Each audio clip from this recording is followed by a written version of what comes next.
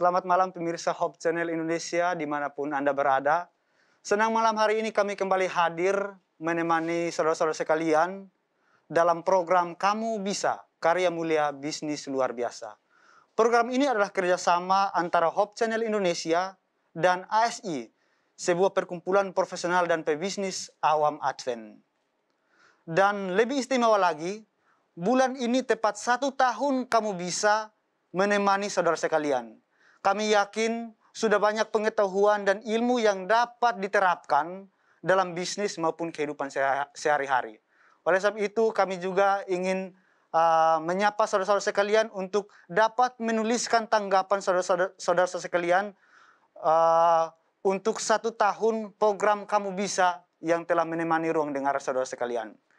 Adapun program ini dapat Anda ikuti melalui siaran parabola IndiHome dengan channel 870 dan juga melalui sosial media Hope Channel Indonesia, baik itu dalam sosial media Facebook maupun YouTube. Dan malam hari ini kita akan membahas sebuah topik yang sangat menarik, yaitu pertanian maju dengan teknologi dan modal. Karena kita sedang menerapkan PPKM darurat dan membatasi orang di studio, maka saya, Epi Manu, akan membuka acara ini. Pemirsa Hope Channel Indonesia dimanapun Anda berada, malam hari ini saya tidak sendiri karena ada narasumber dan moderator yang telah terhubung dengan kami di luar studio. Oleh sebab itu, di waktu yang indah ini, saya langsung menyerahkan kepada moderator kita, Bapak Guntur Siboro, untuk memperkenalkan narasumber dan memulai akan program Kamu Bisa malam hari ini. Dipersilahkan. Halo, baik, Bapak, terima kasih. Terima kasih Bung Epi yang sudah menghandle dari studio. Saya iri ya, harusnya saya ke studio itu kita lagi memang merayakan 1 tahun Kamu Bisa mengudara di Hope Channel Indonesia. Baik para pemirsa Hope Channel, kita memasuki 5 episode ke-51 ya. Tadi sudah Bung Epi sudah sampaikan topik kita malam ini adalah pertanian maju dengan teknologi ya. Nah, kenapa kita bicara pertanian maju dengan teknologi dan modal? Karena kita memiliki narasumber yang begitu luar biasa pada malam ini. Narasumber praktisi kita adalah Bapak Yohanes Sugihtono Nugroho. Beliau adalah CEO dan founder dari Crowdy. Crowdy adalah perusahaan startup yang menyediakan akses modal, akses teknologi, dan akses pasar. Kita sapa Mas Yo. Selamat malam Mas Yo. Halo Mas Guntur, apa kabar? Apa kabar Mas Yo? Sehat ya. Ini situasi memang kurang baik, tapi mari kita jaga prokes terus. Terima kasih Mas Yo sudah mau bergabung dengan kita malam ini untuk berbicara mengenai pertanian maju lewat dengan teknologi dan modal. Nah, para pemirsa, kita bukan hanya ditemani oleh Mas Yo, kita juga ditemani dengan narasumber ahli kita. Ada 4 orang yang biasa menjadi narasumber kita. Yang pertama, saya perkenalkan atau saya panggil Pak Yusuf Kalengkongan. Beliau adalah petani dari Modo Inding, Sulawesi Utara yang merupakan lumbung pangan Indonesia Timur. Apa kabar Pak Yusuf? Halo Pak Guntur, terima kasih. Sehat ya? Oke. Kemudian narasumber kita jauh dari Indonesia Timur, Insinyur John Lee Warren MP. Beliau adalah pakar kewirausahaan pertanian dari Universitas Papua di Manokwari. Selamat malam Pak John Lee. Selamat malam Pak Guntur, selamat malam pemirsa dimanapun Anda berada. Apa kabar Pak John Lee? Salam sehat ya. Ya. Kemudian kita ditemani narasumber kita yang lain, Dr. Insinyur Zakaria Sukom MP. Beliau adalah pakar budidaya tanaman pertanian dari Universitas Patimura. Selamat malam Pak Dr. Hukom. Ya, selamat malam Pak Sigoro, selamat malam pemirsa. Baik, terima kasih. Dan yang terakhir dari bagian barat Indonesia, kita ditemani narasumber kita Profesor Insinyur Daniel Saputra MS Agriculture Engineering PhD. Beliau adalah pakar teknologi pertanian dari Universitas Sriwijaya di Palembang. Selamat malam Prof. Daniel. Selamat malam Profesor, selamat malam Pak Guntur, selamat malam semuanya. Baik, kita memiliki narasumber yang luar biasa. 1 tahun kamu bisa mengudara, dan istimewa hari ini kita akan ditemani oleh Mas Yo yang sudah bergerak di bidang pertanian 5 tahun lebih ya Mas Yo ya. Baik, masih muda tapi memang memiliki inspirasi untuk pertanian. Baik, sebelum kita lanjut, kita akan melihat dulu video aktivitas dari Crowdy.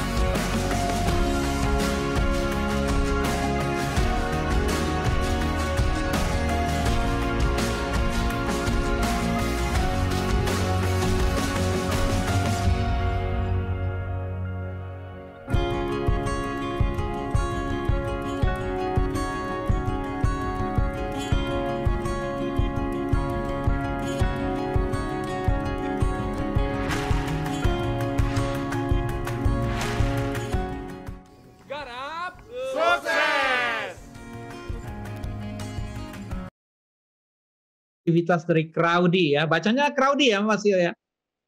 Ya, mungkin bisa. Benar Mas, namanya Crowdy. Ya, Crowdy ya. Boleh jelaskan sedikit Mas Yo, apa ini Crowdy? Mungkin sebelum kita diskusi nanti tentang topik kita. Oke, terima kasih nih Pak Guntur atas kesempatannya, sama salam kenal semua narasumber sekalian. Mungkin habis ini kayak akan banyak kolaborasi terjadi buat bantuin petani-petani. Jadi perkenalkan, nama aku Yohanes, tapi banyak orang manggil aku Oyong, jadi mau manggil apa aja sama aja. Crowdy itu sebuah platform yang memberikan akses kepada petani. Kenapa akses? Kita mulai dari akses mereka ke permodalan, kalau mereka punya masalah permodalan, akses ke barang-barang yang berkualitas, input, pupuk, bibit, dan lain-lain, dan juga akses kepada pengetahuan untuk bisa ngebantuin mereka lebih baik lagi nanamnya, dan juga akses untuk penjualan, untuk membantu mereka untuk jualan. Jadi kita sedikit cerita tentang Crowdy, kita nggak pernah ngasih uang cash kepada petani, kita hanya kasihnya dalam bentuk pupuk, bibit, dan lain-lain, dan petani juga nggak usah balikin uang kita cuma bantuin mereka jualan, lalu dari penjualan itu yang merupakan bentuk pengembalian. Jadi kita menerapkan prinsip kita nggak pernah kasih cash, kita nggak pernah minta cash. Jadi ini ngelatih para petani dan ngelatih dunia agriculture yang baru untuk semuanya ini nggak harus di drive atau dimotivasi oleh uang, tapi gimana caranya kita bisa mengubah bentuk uang menjadi lebih baik lagi, agar bisa contribute lebih baik buat petani maupun dunia agriculture di Indonesia. Kurang lebih itu sih Pak Guntur, mungkin buat buka ya. Baik, Mas kasih Mas Yo sudah memberikan gambaran apa yang dilakukan oleh Crowdy ya. Ini kalau dalam bahasa keren sekarang ini social entrepreneurship ya, Mas Yo ya. Masuk itu ya. Iya. Jadi betul. Wirausaha tapi ada aspek sosialnya ya. Jadi memang ini penting. Nah, Mas Yo, kita acara Kamu Bisa ini sudah setahun, sudah 51 episode. Kita biasanya bicaranya memang tujuannya untuk pemberdayaan ekonomi masyarakat. Tapi kita biasanya dalam diskusi kita bicara budidaya. Namun yang penting itu adalah memang ada aspek usahanya. Ya. Nah, menurut Mas Yo, apa sih masalah terbesar petani peternak Indonesia? Aduh, kalau ngomongin masalah petani peternak Indonesia, itu masalahnya nggak 1 tapi 1000 dan nggak tahu memulainya dari mana. Dan kadang-kadang masalahnya itu bukan bisa milih, masalah itu beruntun. Jadi masalahnya itu dari satu masalah berkaitan dengan masalah lain. Jadi contohnya misalnya para petani kita di beberapa daerah nggak bisa punya akses untuk permodalan. Misalnya mereka dimintain jaminan walaupun mereka nggak punya jaminan, ataupun mereka minjemnya ke para kita bilangnya mungkin lintah darat di daerah, jadi harga pengembaliannya juga nggak masuk akal.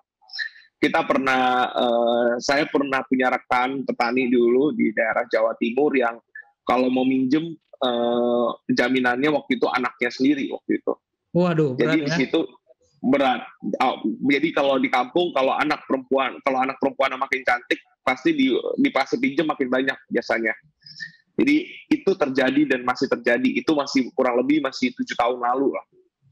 Jadi di situ yang ngebuat saya lebih mikir kayaknya masalah di pertanian masalahnya nggak cuma petaninya doang, tapi memang industri pertaniannya didesain untuk ngebuat petani nggak bisa berhasil. Kalau kalau habis petani punya uang, dia jalan ke toko, banyakkan barang-barang di toko juga bukan barang-barang yang asli.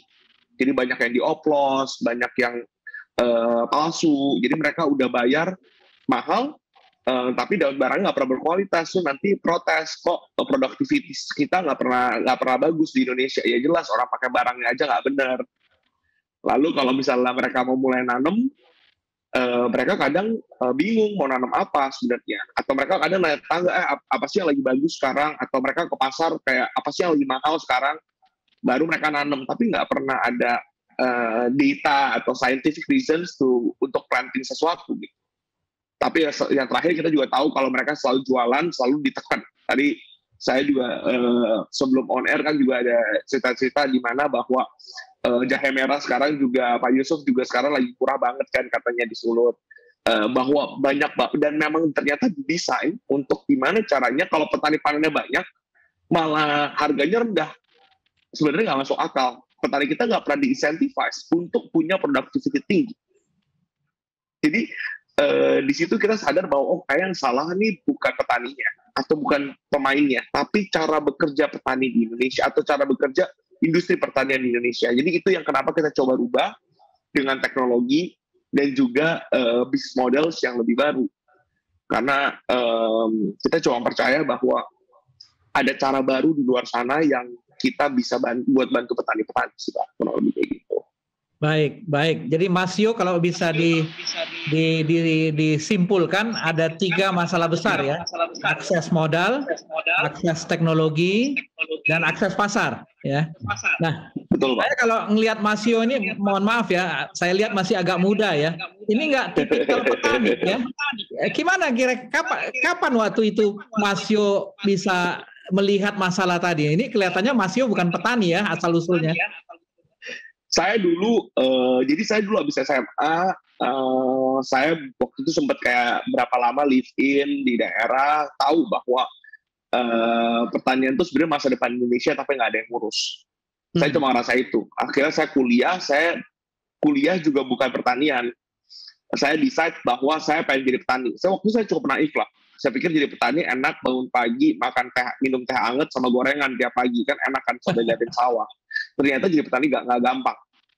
Saya banyak banget ditipuin, banyak banget barangnya nggak dipakai, terus produknya dijual-jualin keluar dan lain. Jadi di situ saya ngerasa helpless. Saya kayaknya nggak punya harapan jadi petani. Saya lalu mikir, berarti ada 28 juta orang kaya saya di luar sana yang lebih nggak punya akses dan ngerasa nggak punya bantuan, ngerasa helpless, ngerasa nggak punya harapan. Jadi saya ganti peran saya bahwa kayaknya saya nggak bakatnya jadi petani. Mungkin kayak Mas Guntur juga tadi bilang kayaknya bukan cocok petani nih. Saya coba gimana caranya saya bisa bantuin petani tapi nggak jadi petani. How I can help farmers while not being a farmers. Jadi itu akhirnya yang ngebuat saya bertanyanya berbeda. Oh, apa yang saya bisa bantu petani? Jadi kenapa saya akhirnya lebih banyak akhirnya mulai dari sisi pendanaan itu dimulai dari situ sih Pak Guntur. Jadi mungkin saya dulu juga pernah jadi petani 10 tahun yang lalu. Jadi biasanya sebelum ke sekolah jam 4, sebelum ke sekolah jam 10 saya jam 4 pagi udah ke ladang dulu sampai jam 9, habis itu pulang lagi sekolah, habis itu malam besok lagi kayak gitu. Jadi buat saya memang pertanian dan agriculture dan petani itu memang personal journey-nya saya. Buat saya ini memang personal. Jadi kalau misalnya apakah kalau sekarang kan lagi banyak tuh semua orang wah pertanian lagi rame segala macam, buat saya ini personal. Jadi sampai kapanpun memang it's gonna be personal. Reasonnya nggak pernah karena marketnya agriculture di Indonesia bagus, nggak pernah. Karena memang saya mau ada satu ekosistem, ada satu masyarakat di luar sana yang nggak pernah menyentuh dan diekspos. Jadi gimana kita sebagai Crowdy menyentuh yang tidak tersentuh gitu. Baik. Dan itu kenapa kita mulai dari sana sih Pak. Baik, terima kasih Mas Yo. Jadi ini personal mission ya, bukan tanda kutip petani, tapi pendukung petani, mungkin boleh dikatakan gitu. Yes. Nah, saya mau serahkan ke Pak Yusuf nih. Beliau ini petani tadi ya, mengalami kendala. Mungkin ada Pak Yusuf, ada yang mau didiskusikan, mau ditanyakan ke Mas Yo ini. Baik, terima kasih Pak Guntur. Menurut saya apa yang sudah dibicarakan tadi Mas Yo itu sudah merupakan suara hati kami petani. Karena sebagai petani susah sekali kami untuk melihat bagaimana mengangkat perekonomian petani ini. Karena ya seperti tadi yang sudah dijelaskan, saya tadi waktu Mas Yo itu kayak wah, ini nih semua itu yang kami rasakan. Apalagi untuk saat ini ada beberapa komoditi yang terjun bebas, tidak bisa untung balik modal kerja saja nggak ada sekarang. Beberapa komoditas yang sementara ini ya, khususnya saya berbicara dapur Indonesia Timur yang ada di Modo Inding saat ini. Beberapa komoditi yang ditanam oleh petani selama 3 bulan atau let's say jahe merah untuk 9 bulan sudah dibiayain, diongkosin begitu banyak. Sekarang ini hanya Rp7.000 per kilo di Modo Inding. Atau malah saya dengar tadi sudah ada yang 4.000, ada yang 5.000 karena ya sebagai petani no choice gitu, tidak ada yang kita bisa harapkan. Nah ini merupakan inovasi yang sangat baik Mas Yo menurut saya sebagai petani, dan mungkin dari teman-teman petani yang lain juga pasti akan merasa sangat terbantu dengan adanya sistem yang baru ini. Tetapi kalau melihat penjelasan tadi kayaknya kita kembali ke sistem yang dulu ya, sistem barter gitu, cashless, tidak ada cash yang terjadi antara pemodal dan yang petani yang dibantu.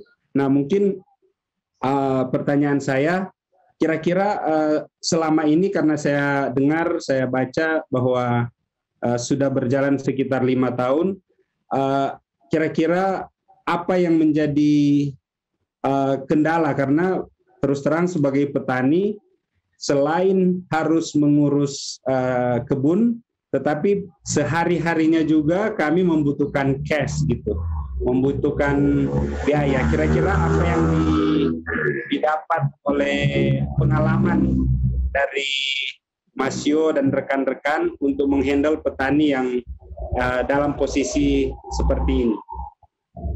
Silakan Mas Yo. Siap Pak Yusuf, nanti kita main ke mode inding deh. Soalnya kita ada banyak buyer jahe juga yang nyariin sebenarnya. Nanti kita sharing habis ini. Iya, jadi kalau dari kita sebenarnya dari setiap kita sebutnya dari setiap paket budidayanya kita memang ada yang namanya biaya hidup. Di mana memang kita udah jatahin buat para petani untuk ada biaya hidup. Biaya hidup itu dalam bentuk uang. Tapi ada di beberapa daerah memangnya biaya hidupnya dipilih maunya bentuknya katanya mau beras, minyak, dan lain-lain aja pas sembako, misalnya gitu.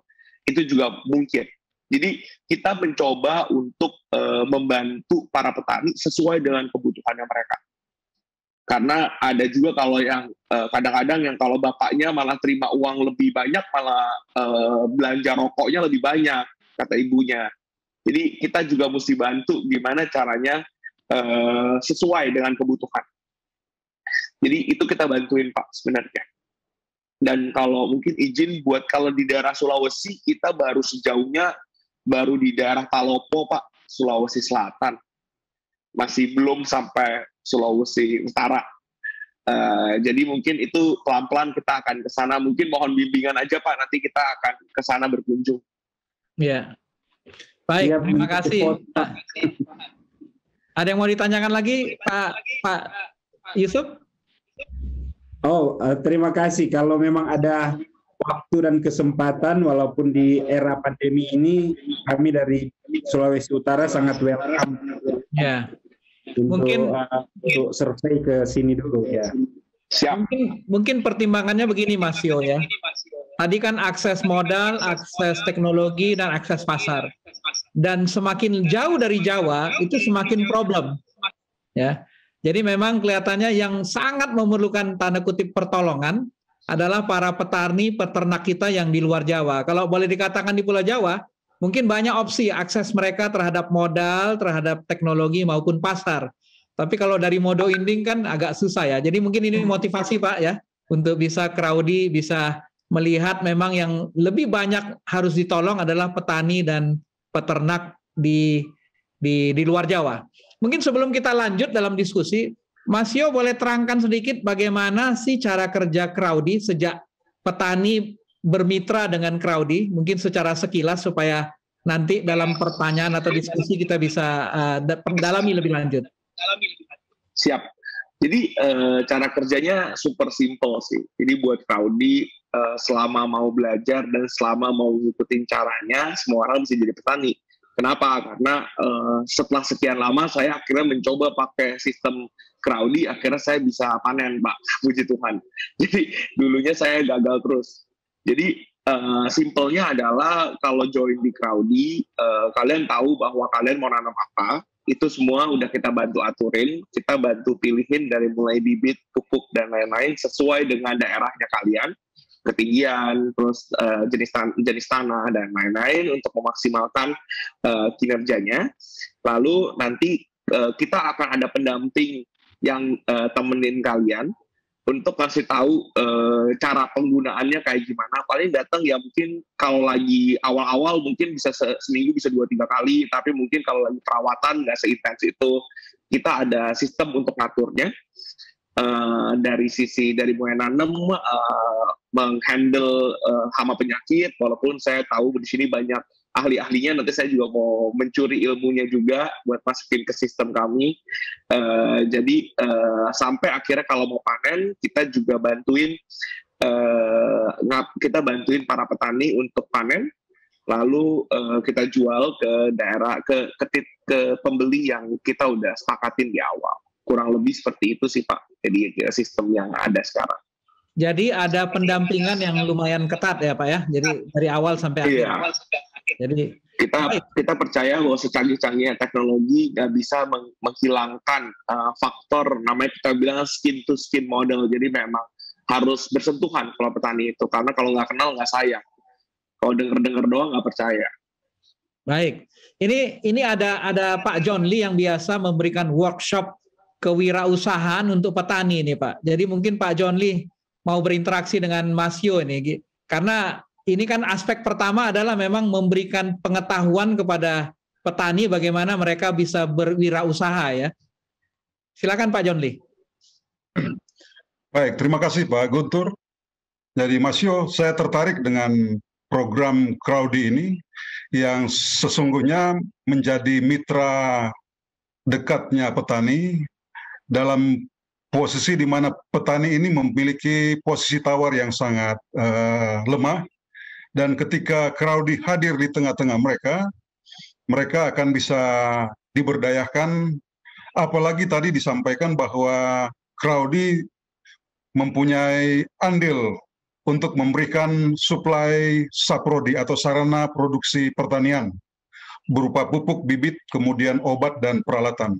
Kalau boleh saya tahu kira-kira bagaimana caranya Crowdy bisa menyalurkan dalam bentuk supply chain ini kepada petani-petani. Kemudian berapa banyak petani yang dibina oleh Crowdy ini? Kemudian kalau mereka punya luasan lahan itu kira-kira berapa batas luasan lahan terkecil yang menjadi syarat bagi Crowdy supaya mereka bisa diterima menjadi kelompok binaan. Barangkali itu dulu. Siap Pak John Lee.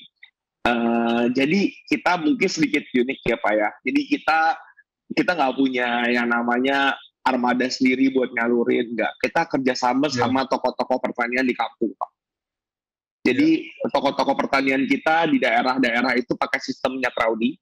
Jadi mereka tiba-tiba dapat order nih, hari ini saya mesti antar pupuk nih ke rumah Pak John Lee misalnya gitu. Kita punya jaringan itu hampir ada di seluruh Indonesia. Kita kerjasama sama 28.000 petani di seluruh Indonesia sekarang, tapi mayoritas 28.000. Kalau lahan paling kecilnya 2.500 meter aja cukup kok Pak buat nanam. Jadi buat kita, karena kita tahu juga nature dari Indonesia, lahannya kadang-kadang kecil-kecil tapi banyak dan tersebar. Mungkin beda untuk daerah-daerah tertentu yang punya kelebihan untuk lahannya ladang ya Pak ya. Kalau di daerah Jawa ada di belakang bukit, ada yang di tebing, ada di mana-mana. Betul. Jadi ini di mana teknologi berperan. Gimana kita membawa petani yang tidak punya akses atau power, kita gabungkan melalui teknologi. Ini yang sebenarnya kita bantu sebenarnya, karena selama ini yang diperlukan sebenarnya adalah hanya teknologi yang berpihak pada petani Pak. Kurang lebih kayak gitu sih. Wah, tertarik. Yang kita coba bangun Pak. Tertarik betul. Luar biasa. Nah, ada satu lagi yang saya mau tanyakan ke Mas Yo. Jadi kalau 28.000 petani itu lumayan banyak. Kemudian kira-kira ada SOP yang dikembangkan oleh Crowdy. Kemudian bagaimana model monitoring di lapangan, walaupun sebetulnya ada tersedia field konsultan di setiap kelompok. Tapi bagaimana SOP yang mereka kembangkan untuk membina petani? Jadi SOP-nya itu semuanya di setiap daerah dan setiap daerah dan setiap crops atau setiap tanaman berbeda-beda Pak. Jadi SOP itu ada di sistem kami yang akan memberikan perintah kepada para field konsultan itu untuk datang ke petani sesuai jadwal. Jadi misalnya saya bilang nih ke Pak Guntur, tolong dong cekin ladangnya Pak John Lee. Hari ini tolong cek ya, apakah bibitnya udah 3 cm apa belum, atau daunnya udah 4 apa belum. Mereka kan lakuin foto, tapi mereka nggak ngerti apa-apa. Tapi begitu foto itu masuk ke dalam sistem akan memberitahu, oke, berarti Pak John Lee sudah siap melakukan pemupukan tahap 2. Jadi kita nggak bisa berharap untuk terus mengedukasi orang untuk menjadi pintar, karena kalau enggak kita nggak bisa membantu orang lebih banyak lagi kalau hanya berharap pada sebagian orang pintar. Yang kita bisa bikin adalah sistem yang pintar, yang menggerakkan orang menjadi pintar juga. Jadi itu prinsip yang Crowdy punya sebenarnya lebih kayak gitu sih Pak. Jadi makanya sedikit nyeleneh lah, sedikit aneh karena emang kita percaya bahwa itu caranya untuk membantu Pak. Jadi satu lagi saya mau tanyakan. Silakan. Satu lagi saya mau tanya. Kira-kira kalau 28.000 petani itu kan banyak ya. Asumsi saya tidak semua petani akan berhasil. Kalau ada dari antara mereka yang gagal, kira-kira bagaimana pendekatan Crowdy ini untuk buat mereka supaya mereka bisa bangkit lagi? Jadi pertanyaan yang sangat menarik dan jarang ditanyain. Ini pertanyaan Pak John Lee jarang ditanyain karena pertanyaan orang-orang lebih sering gimana cara Crowdy dari Jawa ke Papua besok-besoknya gitu. Ini adalah buat kita, kalau kita hubungan sama petani adalah komitmen jangka panjang, Pak. Setiap orang pasti pernah gagal, setiap orang pasti pernah rugi. Tapi gimana caranya kita bisa bareng-bareng lagi untuk terus jalan bareng. Jadi Crowdy lebih ngelihat petani, walaupun kita selalu berkomitmen jangka panjang sama para petani kita, tapi memang kita ada memberikan para petani kita asuransi. Jadi tergantung dari kegagalan panennya kenapa. Kalau misalnya kebanjiran ya diganti asuransi, ada kebakaran diganti asuransi. Tapi kalau emang petaninya bandel, ternyata pupuknya dijual lagi ya itu tanggung jawab sendiri. Jadi kita mau melatih petani untuk, karena kadang-kadang mereka punya namanya kita bilang short sight vision. Jadi kalau ada apa di depan langsung diambil, karena memang hidup mereka dikelilingi ketidakpastian. Yang tahu ke depan cuma Tuhan. Jadi kita mau ngajarin mereka untuk ayo kita mau jalan bareng-bareng. Kalau jalan-jalan bareng-bareng harus pelan-pelan sama panjang. Nggak bisa kalau ada duit di depan mata langsung diambil. Kalau harga lebih bagus di luar sana langsung jual. Harus kalau misalnya gimana kalau kita komitmen jalan bersama. Jadi itu sih yang sebenarnya kita lebih ajarin ke petani-petani kita. Tapi memang nggak mudah, butuh proses karena itu Pak. Baik. Terima kasih Pak John Lee. Terima kasih ya, Pak. Yang sudah ini menarik tadi penggunaan teknologi digital ya. Namun sebelum kita melanjut, kita akan rehat sejenak untuk melihat yang satu ini. Namun para pemirsa, jika Anda memiliki pertanyaan, silakan sampaikan melalui call center Hope Channel, melalui chat di YouTube Live maupun Facebook Live. Sebelum kita lanjut, kita akan lihat dulu yang satu ini.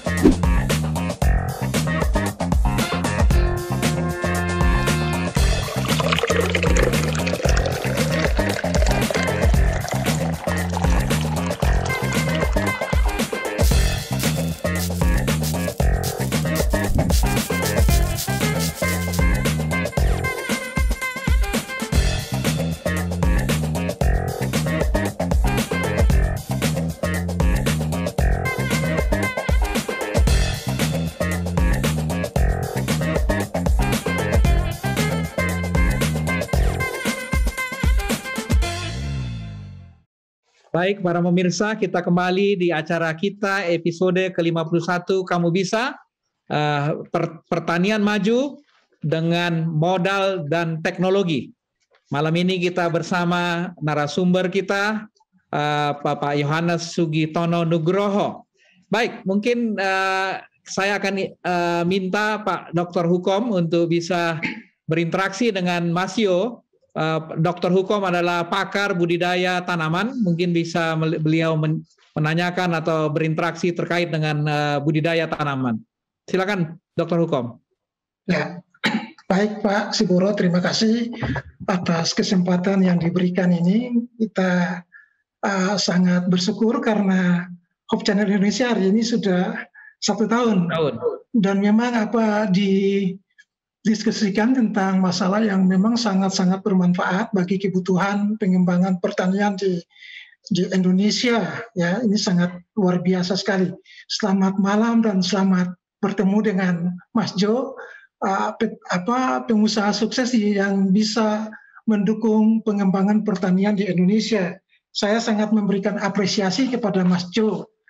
Semoga Crowdy ini lebih hebat lagi ya untuk bisa membantu pengembangan pertanian di Indonesia. Saya cermati ada beberapa hal yang memang dari materi yang disampaikan dan juga berdasarkan ulasan dari Mas Jo tentang Crowdy ini berperan untuk meningkatkan pertanian di Indonesia. Dan tadi sudah ada diskusi-diskusi yang berkembang menyangkut mekanisme manajemen penanganan petani, ya, supaya petani itu bisa berhasil dan bisa menciptakan produksi pertanian yang memang betul-betul berkualitas tinggi sebagai bahan baku industri maupun sebagai bahan pangan manusia. Nah, ini saya mau ada beberapa pertanyaan ini yang saya bisa mendapatkan informasi, kita bisa diskusikan bersama. Tadi sudah dijelaskan bahwa petani ada yang memang gagal karena memang untuk mengcover semua kondisi budidaya itu tidak mudah. Tetapi ini menggunakan sistem ya, saya pikir ya sistem instruksi cepat. Tetapi yang tepat supaya bisa dilaksanakan untuk mencapai tujuan akhir produktivitas dan kualitas hasil yang tinggi. Nah, ini yang perlu mendapatkan perhatian, dan memang ini merupakan suatu keunggulan dari Mas Jo dengan teman-teman untuk bisa mengatur sistem ini. Kan saya lihat tadi itu cabenya produknya sangat berkualitas, dari penampilannya kita sudah tahu kualitas, dan juga dari kita belum tahu dari segi produktivitasnya. Jadi ini ada 5 komoditi, padi, kemudian jagung, kemudian ada cabai, dan ada pengembangan produk yang lain lagi ya. Seperti yang sudah diulaskan tadi dari awal, pengantar dari Pak Siboro juga sama, karena negara kita ini adalah negara kepulauan, dan tentunya proporsi daripada setiap faktor tumbuh itu tidak merata pada semua daerah dan jangkauan yang Crowdy sudah lakukan. Ya, jadi walaupun itu varietas unggul, tetapi belum tentu varietas unggul yang sama yang digunakan di daerah yang berbeda belum tentu punya produktivitas dan kualitas yang sama. Saya mau tanya dulu, kira-kira dari faktor tumbuh, kalau saya tidak mempermasalahkan tentang benih atau bibit yang digunakan, kalau memang bibit, nanti kita kira-kira penanganan bagaimana. Kalau itu memang ditangani di lokasi yang di mana sistem budidaya itu berada dengan sistem yang sudah dipakai, berarti tidak bermasalah. Dari segi bibit dan benih tidak bermasalah. Tetapi yang bermasalah adalah dari faktor tumbuh. Dan faktor tumbuh itu menyangkut dengan iklim. Dan yang paling utama, ya iklim dan jenis tanah. Jenis tanah itu menyangkut kesuburan. Ya. Jadi, 2 hal yang sangat penting sekali yang diperhatikan di dalam berproduksi dengan produktivitas tinggi, ataukah dengan mendapatkan kualitas hasil yang tinggi. 2 hal ini tidak boleh dilupakan, karena ini adalah hasil kerja langsung dari petani untuk bisa menanggulangi masalah ini. Karena saya lihat ada banyak serangan hama dan ada kegagalan yang muncul di situ. Sedangkan faktor tumbuh yang luar disiapkan oleh alam secara bebas itu bisa diatur, bisa dikelola. Baik. Pertanyaan saya, sudah sampai sejauh manakah ini Crowdy ini sudah bisa mengatasi persoalan untuk penataan air dan nutrisi dari dalam tanah, karena dua hal ini adalah faktor yang tidak bisa dilepas pisahkan untuk bisa mendukung baik produktivitas dan kualitas hasil. Baik. Jadi dari segi itu dulu, dua faktor itu dulu. Kira-kira Krodi sudah sampai sejauh mana bisa menata ini untuk bisa membantu petani untuk meningkatkan produktivitas tanaman dan kualitasnya. Siap. Baik, silakan Mas. Terima kasih Pak pertanyaannya. Jadi kalau dari kami, hal yang pertama kita harus tahu itu adalah kita harus ngerti dulu. Jadi pertama kita akan melakukan cek apakah tanahnya sesuai, apakah airnya sesuai sebelum melakukan penanaman. Bisa dibilang seperti itu. Kenapa? Karena tanah yang cocok kayak tadi Bapak bilang dan air yang cocok bakal membantu si para petani untuk bisa lebih baik lagi. Jadi memang kita melakukan tes dulu. Biasanya soalnya kalau para petani pada umumnya cuma lihat, oh tanahnya gembur, airnya ada, kita bisa melakukan hal tersebut. Tapi kan banyak kan, ada pH tanah yang kita mesti cek, tingkat keasaman, dan lain-lain. Jadi banyak sekali faktor-faktor di luar sana yang membantu mungkin sedikit hal yang mungkin kadang-kadang disepelekan, tapi itu sangat membantu dari kualitas tanah dan kualitas air itu sendiri. Jadi itu kita biasanya kita bantu tes dulu Pak, sebelum kita bantu si petaninya untuk menanam. Ya, jadi kalau seandainya petani punya lahan yang memang hasil tesnya tidak memenuhi persyaratan, apakah dilanjutkan atau tidak? Kita akan bantuin mereka untuk, jadi gini, banyak petani memiliki lahan Pak, tapi belum tentu lahan itu cocok untuk ditanamin. Ya. Karena udah terekspos sama limbah rumah tangga dan lain-lain. Jadi kita akan bantu sama petani ini untuk mencari lahan yang cocok agar bisa kerjasama. Nah, baik. Jadi ada aspek evaluasi Pak ya, Pak Sayo ya. Betul. Baik. Ini dilakukan oleh field consultant tadi, Mas Yo. Mereka membantu kami untuk mengambil datanya, tapi sistem yang membantu untuk menentukan. Oke. Jadi ada penggunaan teknologi digital ya untuk ya semacam artificial intelligence lah ya Mas Yo ya. Untuk bisa dicek ya analisisnya. Untuk mencapai artificial intelligence, data kita masih jauh. Kita masih butuh banyak banget data, karena data di Indonesia tuh data Indonesia dan pertanian tuh sangat banyak, tapi tidak terdokumentasi. Jadi harus pelan-pelan diambil datanya, dan kenapa makanya sulit untuk memberikan keputusan yang tepat kalau kita nggak punya data yang tepat gitu. Akhirnya jadinya tebak-tebakan kan kalau enggak. Iya. Baik. Oke, saya lanjut lagi. Silakan. Saya masih bisa lanjut. Silakan Dr. Hukom. Ya. Oke, jadi memang sudah baik demikian. Kalau sudah ada untuk bisa mengakses, meneliti kesesuaian lahan cocok atau tidak. Nah sekarang bagi lahan yang cocok yang sudah masuk di dalam kategori Krodi untuk dalam pelaksanaannya. Nah ternyata bahwa hasil evaluasi bisa bisa petani itu bisa lolos, tetapi dalam pelaksanaannya saya ingin tanya kira-kira dari hasil evaluasi Mas Jo dengan teman-teman, dari komoditi yang sudah diterapkan selama 5 tahun ini, kendala penyakit yang menghantam tanaman di tingkat petani kira-kira berapa persen? Baik, silakan Mas Yo. Jadi pertanyaannya sebenarnya lebih ke penyakit ya Pak ya? Iya. Hama dan penyakit. Hama dan penyakitnya. Ya. Oke, jadi hama dan penyakit kayak orang aja kan. Kita nggak pernah bisa menghindari hama dan penyakit. Tapi kita cuma bisa membantu kalau kena hama ini secepat mungkin harusnya diapain. Jadi kalau obat yang tepat akan kena ke hama yang tepat, itu yang paling lebih baik. Karena sistem kita tidak bisa memprediksi masa depan. Tapi kita bisa membuat sistem yang cepat dan fleksibel untuk menyelesaikan masalah.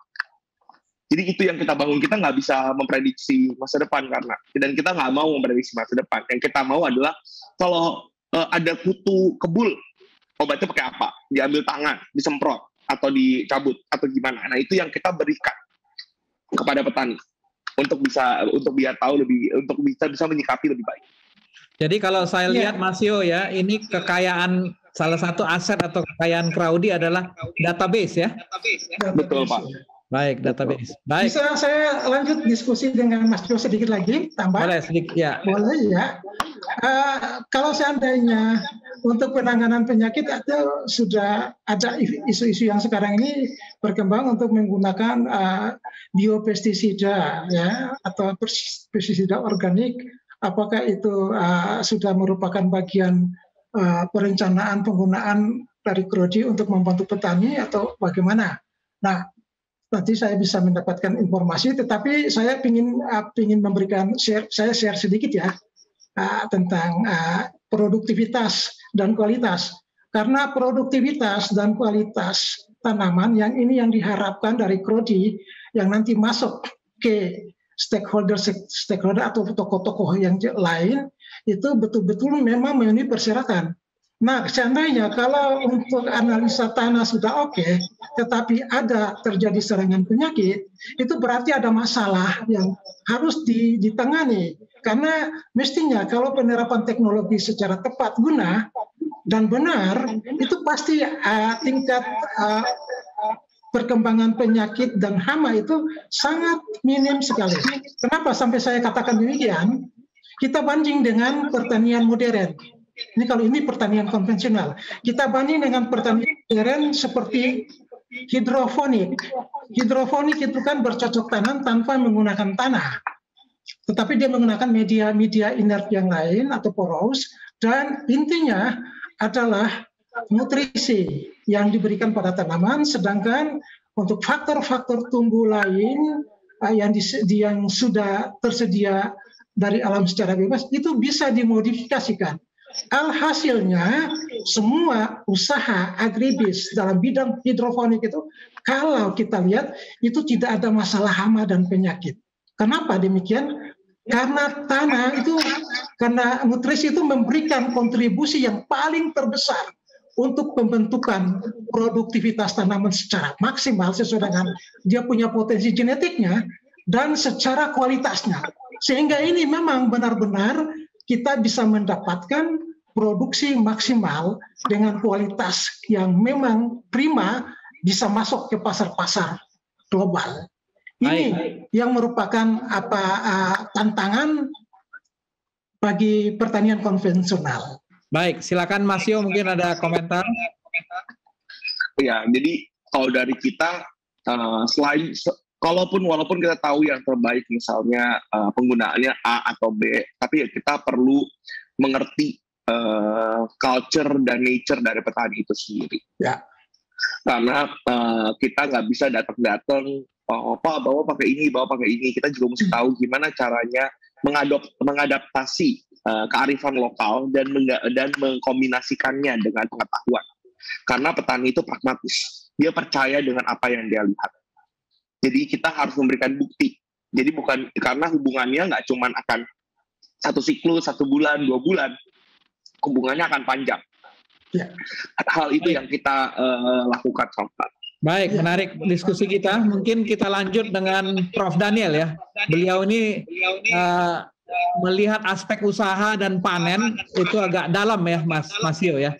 Silakan Prof. Daniel. Terima kasih atas kesempatannya. Jadi Mas Yo tadi sudah banyak dibicarakan. Sebetulnya kan yang kita ingin bicarakan ini adalah pertanian sebagai enterprise, sebagai perusahaan.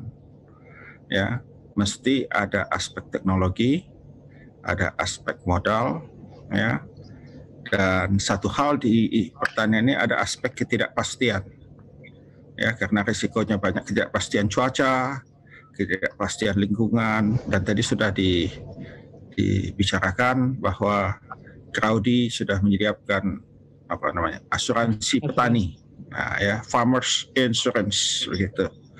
Nah, yang sering jadi masalah ini sekarang adalah marketing. Ya, jadi contoh seperti tadi di jahe merah sedang turun, cabai sedang turun harganya.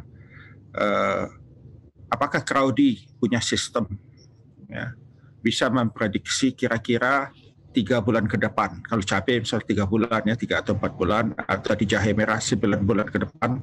Kalau saya tanam jahe sekarang, jahe merah, 9 bulan ke depan harganya sedang baik atau tidak. Nah ini sistem prediksi ya, memprediksi. Jadi apa yang akan kita tanam itu pada waktu panen nanti harganya sedang bagus. Ya bukan tinggi, tapi optimal harganya.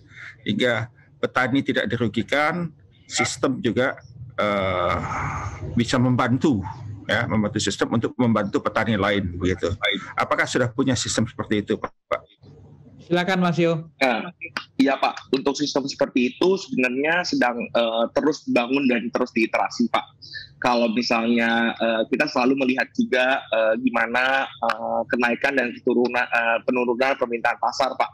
Sehingga untuk karena drivernya kan nggak cuman kalau sekarang nanam jahe gimana 9 bulan lagi hasilnya gimana. Tapi kita juga mesti ngelihat makro dan mikro perspektif dari pergerakan global gimana. Kalau misalnya contoh import sedang masuk sedang banyak, itu kan salah satu makro perspektif yang ngebuat kadang-kadang harga turun dan lain-lain.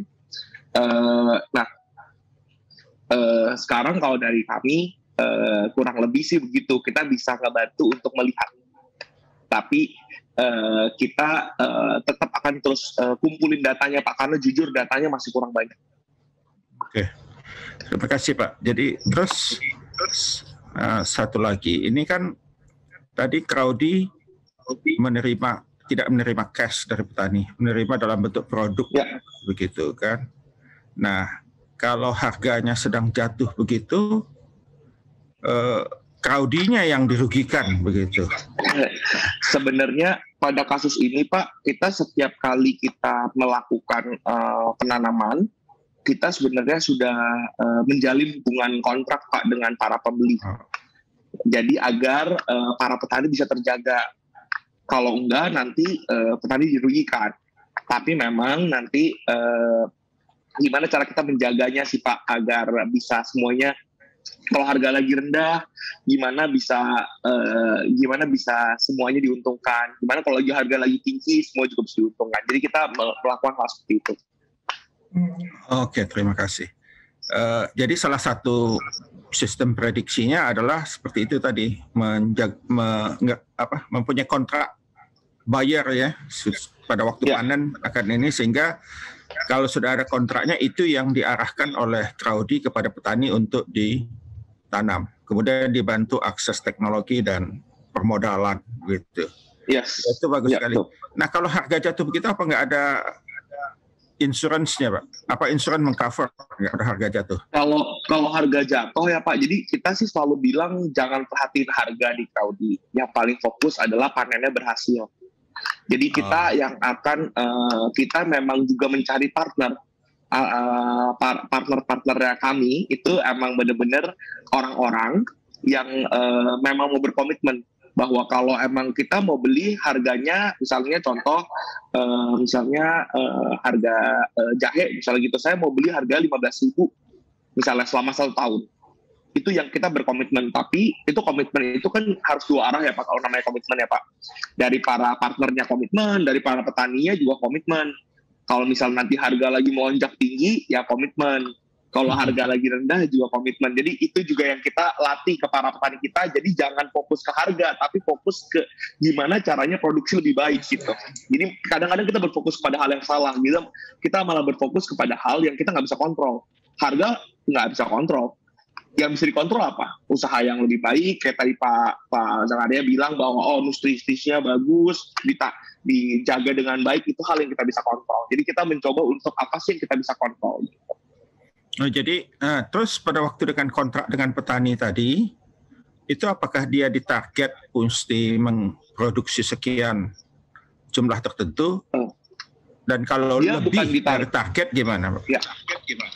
Dia ada, kita bisa bilang memang ada batas minimum lah Pak biasanya. Kita bilang ya benar Bapak bisa bilang itu target. Kalau di atas target semuanya milik petani Pak. Artinya dia boleh jual ke Crowdy atau kemanapun? Terserah, itu hak mereka. Tapi biasanya mereka selalu jual ke sistemnya kami. Ya, karena sudah kenal dan sudah percaya begitu artinya. Dan distribusinya udah karena terjamin. Tadi komitmennya jangka panjang kan? Ya, karena komitmen jangka panjang mereka sudah jadi ada keterikatan batin, jadi ada budaya, ikatan budaya ya. Luar biasa, Crowdy. Mungkin inilah yang sebetulnya diharap-harapkan oleh petani, ada yang membantu di dalam teknologi, membantu dalam permodalan, dan pasar. Ya ini ya, pasarnya bukan seperti lintah darat. Kalau lintah darat kan dia ngambil harga, sudah ditentukan dengan harga yang semurah mungkin. Tapi ini kan tidak seperti itu. Kalau ada tadi produksi berlebih, ya si petani bebas. Jadi tidak ada kewajiban kalau dia sudah mencapai target yang ditentukan. Kalau berlebih, ya dia boleh jual ke Crowdy atau dia juga boleh bebas ini. Dan ini memang yang diharap-harapkan oleh petani kita, dan mungkin ya kalau mereka sudah berhasil mungkin juga bisa dilatih mungkin, karena sebetulnya tanah ini sebetulnya bukan bukan mesti menjadi milik ya. Jadi banyak petani-petani kita sekarang ini yang bukan milik tanahnya tapi adalah sewa. Nah ini kalau petani nyewa lahan terus mau bergabung dengan Crowdy dimungkinkan nggak Pak? Masih mungkin Pak. Oke, terima kasih Pak Subaro. Baik, terima kasih Prof. Daniel. Sebelum kita lanjut, saya ingin membacakan hari ini bukan pertanyaan yang datang kepada kita, tapi ucapan selamat 1 tahun acara Kamu Bisa Mengudara dan Berkarya, semoga memberikan manfaat. Saya bacakan dari ucapan selamat dari Claudia Karien, dari Prince Lefran, dari Spektrum NTT TV, dari Steven Mande, dari Dian Pangandaheng, dari Debbie Ellen, dari Jeffrey Siadari, dari Felsi Ronga, dari Roni Manurung, dan dari Andrew Randa Lembang. Terima kasih dan mudah-mudahan ini memotivasi kita terus ke depan bahwa acara Kamu Bisa ini bermanfaat bagi masyarakat untuk pemberdayaan ekonomi masyarakat. Amin. Kita sebentar lagi akan mengakhiri acara ini. Mungkin saya minta Pak Yusuf lah ya. Pak Yusuf, apa harapan petani ini kepada Pak Yo khususnya? Silakan Pak Yusuf. Baik Pak Guntur. Setelah mendengar pemaparan tadi serta diskusi, rasanya semua mimpi dari petani itu bisa tercapai. Tapi ini ungkapan mungkin dari hati petani. Sepertinya yang telah disampaikan tadi, yang telah dibicarakan tadi oleh Mas Yo, saya pikir ini merupakan harapan yang memang dibutuhkan oleh sebagian besar atau seluruh petani yang ada di Nusantara ini. Dan kemudian mudah-mudahan tidak hanya Sumatera, Jawa saja, mungkin doa kami, doa saya agar Crowdy bisa merambah ke tempat-tempat yang tidak crowded seperti di Indonesia Timur atau di tempat-tempat yang masih membutuhkan. Walaupun ini hanya harapan, semoga Crowdy makin besar, makin sukses. Juga Kamu Bisa first anniversary ini lebih banyak untuk petani, peternak, dan masyarakat luas di Indonesia, bahkan ada beberapa pemirsa kita dari negara tetangga. Mudah-mudahan apa yang kita tambahkan, walaupun saya tahu banyak petani Banten juga, tadi sudah sempat disinggung sama Mas Yo, tapi menurut saya cita-cita yang telah diterapkan oleh Crowdy mudah-mudahan bisa diikuti oleh para petani. Karena saya juga di sini, teman-teman petani banyak yang disuruh coba berubah sedikit. Waduh, kerasnya minta ampun Pak, karena itu kami di sini sudah generasi ketiga. Kalau angkatan saya yang saat ini umur 40-an, sudah mau mendekati generasi petani ketiga ya? Ya, 50 tahun. susah sekali mau diajak berubah. Jadi memang apa yang sudah diturunkan dari orang tua kami, oma opa kami, itu yang diterapkan saat ini. Sehingga kalau saya melihat ini merupakan satu inovasi yang baik, Crowdy, untuk memberikan pemahaman. Walaupun tantangannya saya tahu tidak mudah, tetapi mungkin ini yang bisa diterima oleh mungkin generasi anak-anak saya atau cucu-cucu saya. Jadi memang harus ada proses. Seperti kita bertanam itu harus ada proses penyemaian, proses penyiangan, dan sampai kepada proses untuk kita memetik hasilnya. Terima kasih. Terima kasih Pak Yusuf. Kita sudah mendengarkan tadi berbagai hal yang menarik ya. Namun saya mau tanya ke Mas Yo, dalam 5 tahun Mas Yo beroperasi atau mendampingi petani, apa masalah yang dihadapi Crowdy yang terbesar? Tantangan apa Pak? Kalau dari kita sih sebenarnya tantangannya selalu berevolusi ya di setiap proses. Kadang ada penolakan dari petani, kadang petani nggak percaya, ataupun kadang-kadang panen juga dikerjain orang, kadang-kadang barang-barang dicuriin di ladang.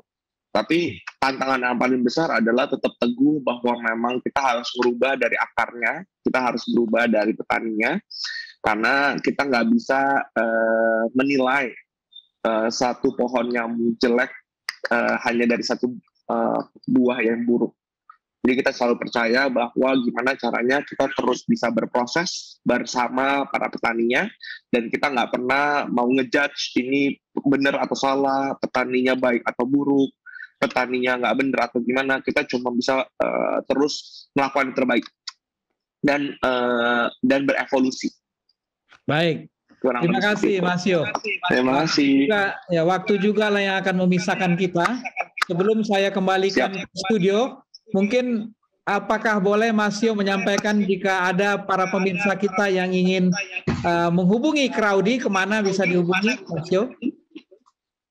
Ya, jadi kita kalau misalnya mau lebih mudah, biasanya sekarang ke Instagram aja, ataupun ke websitenya Crowdy. Jadi kalau ke websitenya Crowdy, bisa ketik aja CROWDE, kayak yang di sini.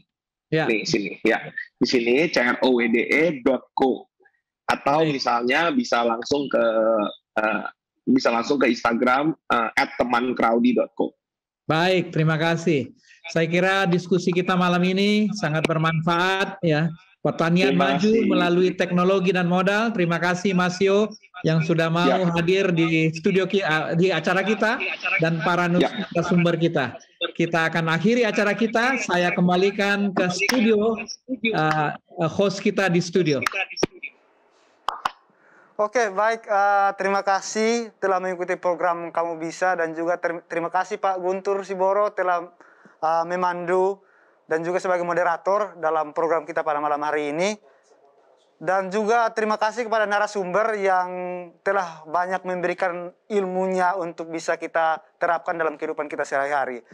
Dan seperti tadi Pak Guntur telah membacakan beberapa nama-nama yang membagikan pengalaman mereka selama 1 tahun mereka mengikuti akan program Kamu Bisa ini. Dan kali ini juga saya ingin membacakan beberapa yang telah masuk. Di sini ada dari Edward Hari, dikatakan seperti ini. Selamat ulang tahun Kamu Bisa. Program ini luar biasa, memberikan inspirasi untuk semua orang berkarya dengan modal tanah yang dimiliki. Terus semangat, terus menjadi berkat. Ada juga dari Felsi Ronga. Dia mengatakan seperti ini. Selamat ulang tahun program Kamu Bisa. Dan juga ada dari It's All About Timor. Dikatakan seperti ini. Selamat ulang tahun dan sukses untuk Kamu Bisa.